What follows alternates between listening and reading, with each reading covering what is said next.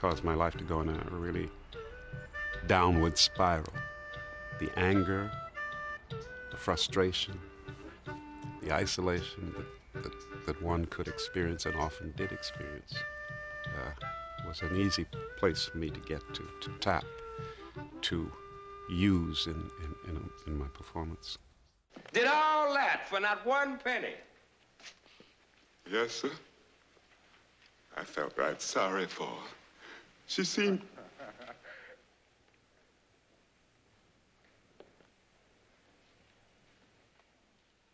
It was an unforgivable sentiment.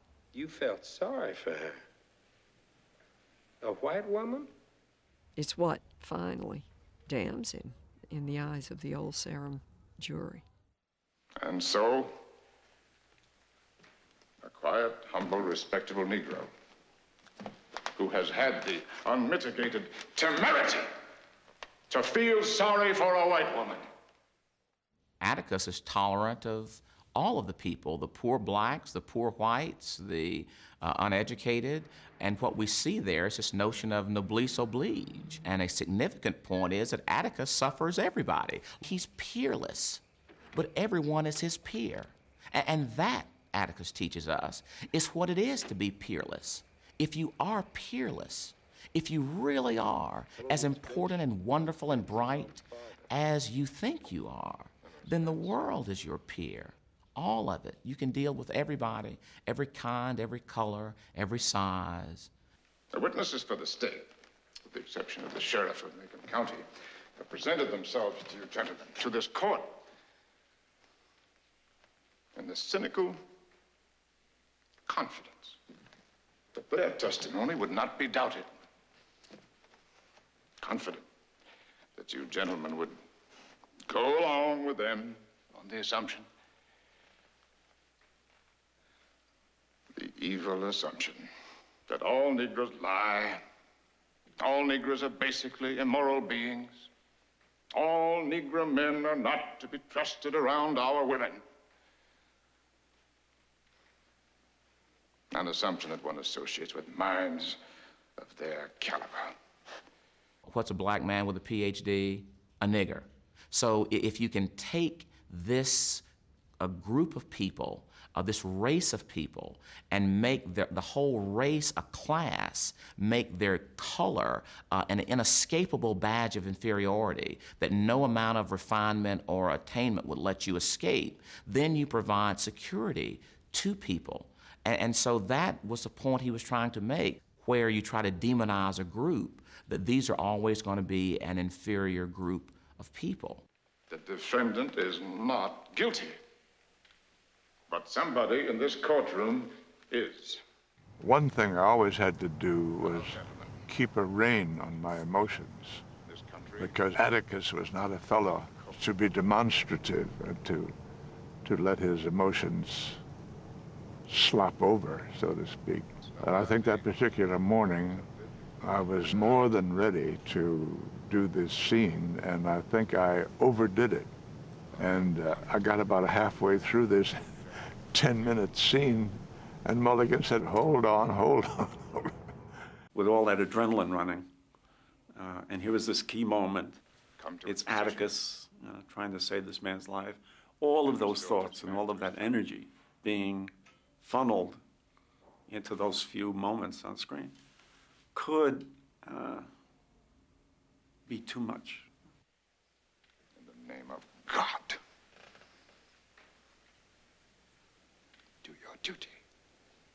When you recall it, is it Gregory Peck or is it Lincoln that I'm recalling? He just embodied such decency and goodness and wisdom. I don't know whether I wanted to be a lawyer before or after that, but I'm sure subconsciously at least, seeing that movie had something to do with my wanting to be a lawyer.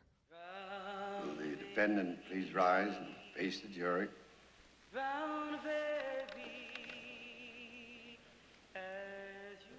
We find the defendant guilty as charged. The actor has the foreknowledge that his character is doomed. But also human beings sometimes have that foreknowledge. I worked with that as an aspect of the performance that needed to be seen. before he disappeared from the courtroom scene. Tom.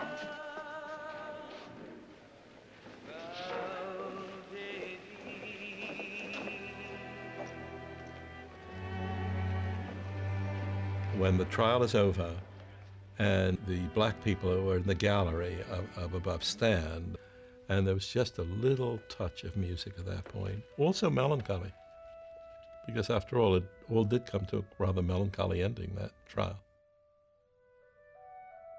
As we lawyers talk to each other and talk about ourselves, talk to ourselves about what we ought to be, and the level of ethics that we should aspire to, and the way we want the public to see us.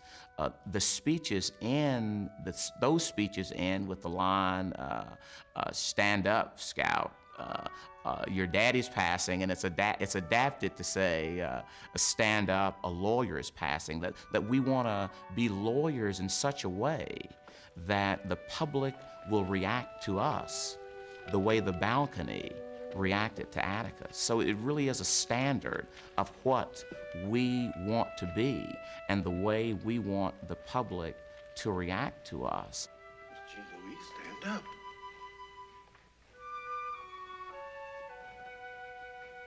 Your father's passing. There's a line from a speech of Churchill, and it contains the words, "Withhold no sacrifice, grudge no toil, seek no sordid gain, fear no foe, all will be well." Those words seem in a way to be a code that Atticus lived by. There's some men in this world who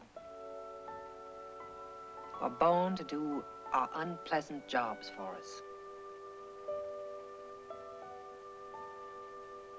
Your father's one of them.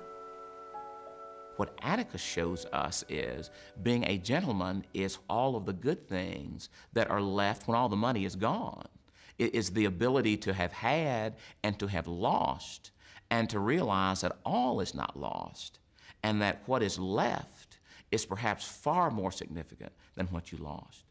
His life shows that I am that light that must shine. We have a saying in our fundamentalist church, some people would rather see a sermon than hear one. And in Atticus, we see a sermon, and what an eloquent one it is. Tom Robinson's dead. Tom Robinson's running, as rational as that was, it was an act of hopelessness, and how reason and hopelessness can be synonymous. And we see lurking here this hope that we know is worthy of the risk, that he should not have ran. We believe, I believe, that there was reason for this hope. Last thing I told him was not to lose heart, that we'd ask for an appeal. The mistake is to despair when despair is rational. That the despair was not irrational, but it was morally wrong and probably a misjudgment. We had such a good chance. That no matter how bad things are, that there is hope. We had more than a good chance. That there is somebody there for you, and that you can go on if you will believe in the people who are there for you. I get letters from school teachers. One